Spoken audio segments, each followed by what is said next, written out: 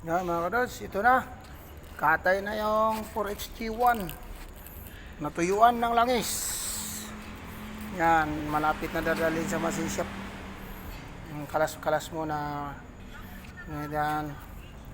Ito. Yung mga timing sa likod. Yan o. Kakalasin ko pa yan. Yan.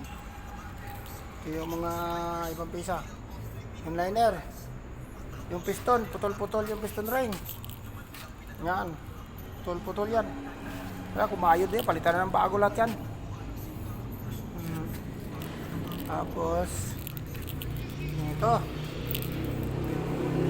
Yung panlikod, ito na.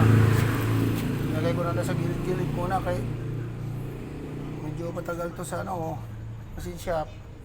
Diyan lang muna sila. Yan, tabay muna ka dyan. Ito, kakalasin ko muna to. Yan. Kalas muna dito. Okay. 4HG1. Yan o. 4HG1. Yan. Tuyuan ng langis. Magaling ang driver. Magaling. Okay. Mga kadods, hanggang dito lang muna. Ito, mukhang linis-linis muna tayo nito.